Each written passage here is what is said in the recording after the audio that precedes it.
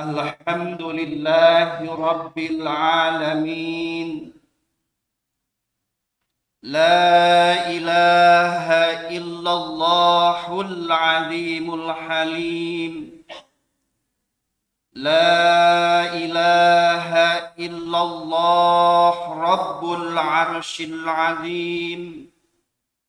La ilaha illallah Rabbus samawati sab'i wa Rabbul ardi wa Rabbul arshil karim.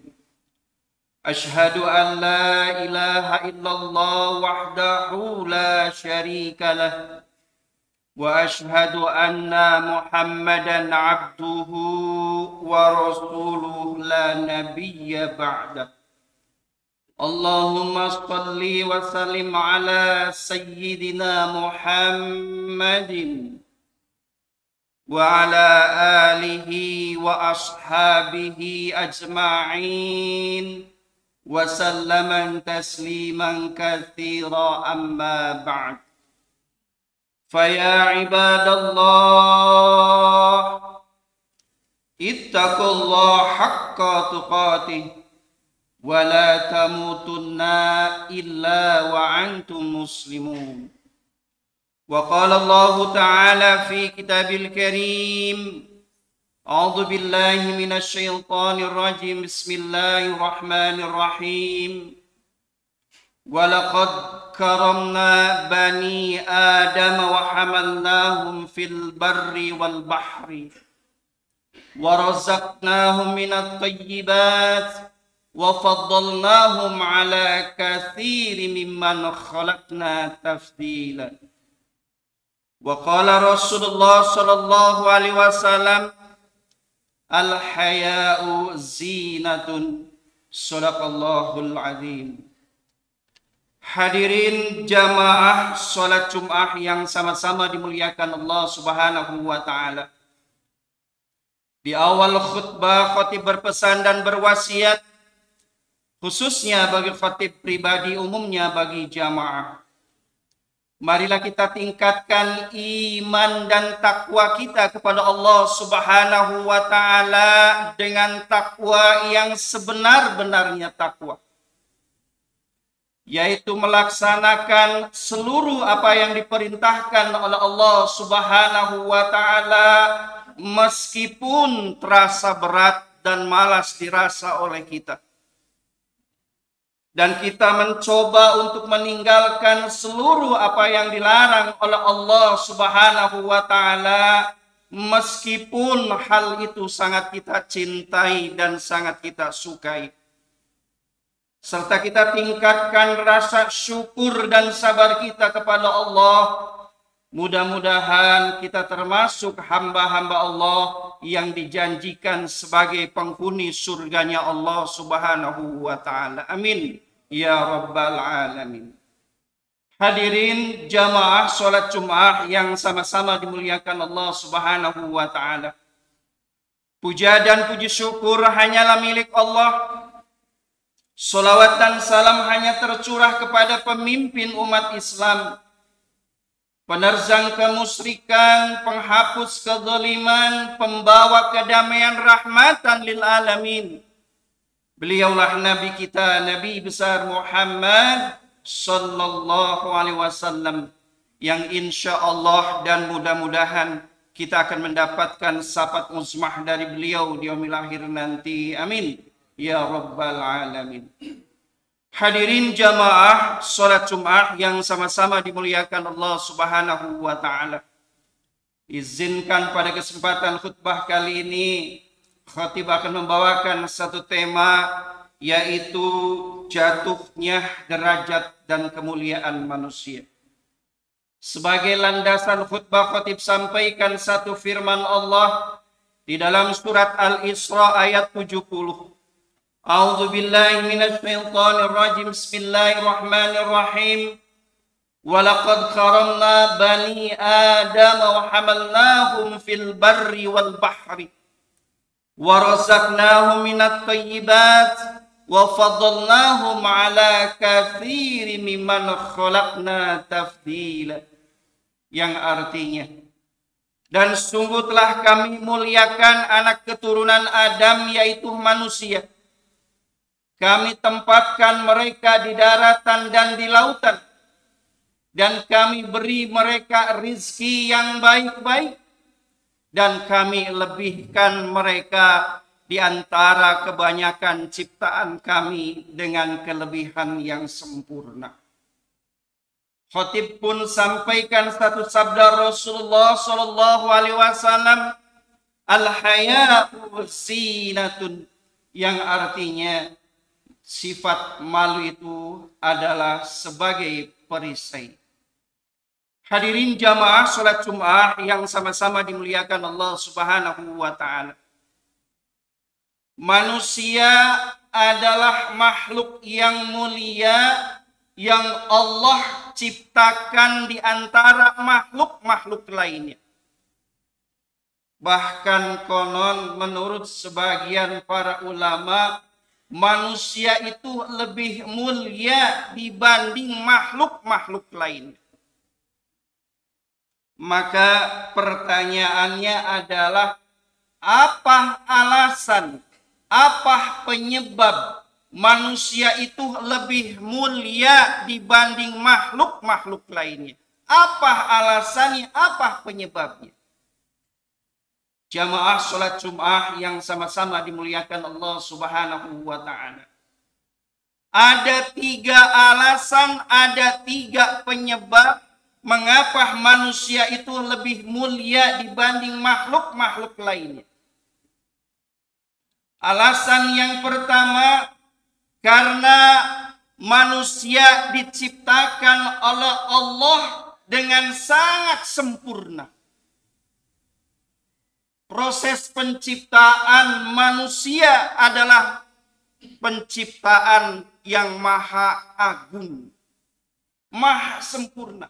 Bahasa tafsirnya adalah ahsani takwim. Manusia itu diciptakan oleh Allah dengan sebaik-baik bentuk. Di mana tanda keagungan, kesempurnaan manusia selain ahsani takwim, selain jasadnya, fisiknya yang sempurna, maka pada diri manusia pun terdapat ruh yang sempurna, jiwa yang sempurna. Bila jin diciptakan oleh Allah satu unsur, yaitu api. Bila malaikat diciptakan oleh Allah dengan satu unsur, yaitu cahaya, maka pada diri manusia terdapat 4 unsur yang mewakili alam semesta. Ada unsur tanah, ada unsur air, ada unsur angin, ada unsur api, mewakili alam semesta. Bahkan di dalam kajian tasawuf, 4 unsur tersebut berubah menjadi nafsu yang menjadi ruh jiwa manusia. Api berubah menjadi nafsu amarah. Air berubah menjadi nafsu mutmainah. Tanah berubah menjadi nafsu lawamah. Dan angin berubah menjadi nafsu mulhimah. Betapa agungnya, sempurnanya proses penciptaan manusia oleh Allah Subhanahu wa ta'ala, lahiriah dan batiniah. Jamaah salat Jumat yang sama-sama dimuliakan Allah Subhanahu wa ta'ala. Kemudian alasan yang kedua, mengapa manusia lebih mulia dibanding makhluk yang lainnya? Karena manusia dijadikan oleh Allah sebagai khalifah fil ardh, sebagai pemimpin di atas muka bumi ini, sebagai perpanjangan kekuasaan Allah Subhanahu wa ta'ala.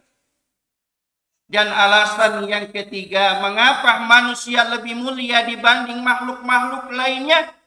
Karena Allah telah memberikan 4 potensi besar kepada manusia yang tidak diberikan kepada makhluk-makhluk lainnya, hanya kepada manusia saja. 4 potensi besar. Apa di antaranya? Yang pertama, karena Allah telah memberikan agama kepada manusia. Maka siapa yang menjaga agamanya dengan baik, menjalankan agamanya dengan baik di dalam kehidupan sehari-hari, maka dipastikan manusia tidak akan sesat dan tidak akan menceng dan tidak akan celaka di dalam kehidupannya bila agamanya dijaga dan diamalkan dengan baik.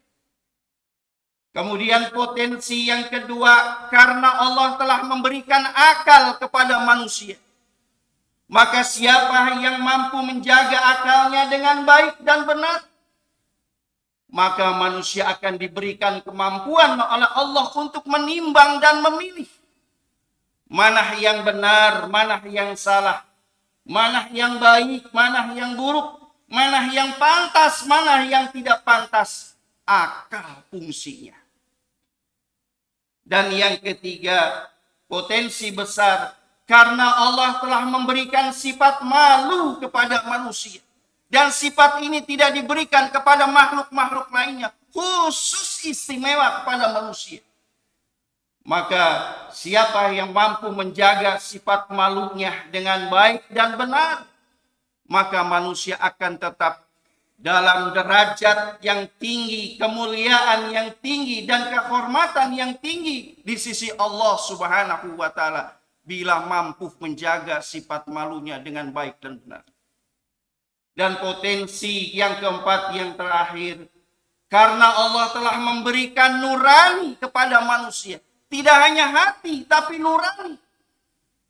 Maka siapa yang mampu menjaga nuraninya dengan baik dan benar, menjaga nuraninya, menggunakan nuraninya dengan baik dan benar di dalam kehidupan sehari-harinya, maka manusia akan diberikan kemampuan oleh Allah, yaitu berbuat kebaikan, berbuat keadilan, baik, adil, arif, dan bijaksana di dalam kehidupan sehari-hari ini. Hadirin jamaah sholat Jum'ah yang sama-sama dimuliakan Allah Subhanahu wa Ta'ala. Itulah beberapa alasan, itulah beberapa penyebab yang banyak mengapa manusia lebih mulia dibanding makhluk-makhluk lainnya. Jamaah sholat Jum'ah yang sama-sama dimuliakan Allah Subhanahu wa Ta'ala. Namun seiring dengan perjalanan hidupnya manusia di dunia, derajat manusia jatuh dan kemuliaannya pun hilang. Seiring perjalanan hidupnya manusia di dunia, derajatnya jatuh dan kemuliaannya hilang. Maka timbul pertanyaan, apa pula yang menyebabkan derajat manusia jatuh dan kemuliaannya hilang? Jamaah sholat Jum'ah yang sama-sama dimuliakan Allah Subhanahu wa Ta'ala. Ada 3 penyebabnya. Mengapa derajat manusia jatuh dan kemuliaannya hilang? Yang pertama penyebabnya karena manusia tidak pandai bersyukur kepada Allah Subhanahu wa Ta'ala atas limpahan nikmat, atas limpahan potensi besar yang Allah berikan kepada manusia, dan manusia tidak pandai bersyukur alias manusia kufur nikmat. Alasan yang kedua, mengapa derajat manusia jatuh? Karena manusia tidak pandai menjaga dan merawat seluruh potensi yang besar yang banyak itu.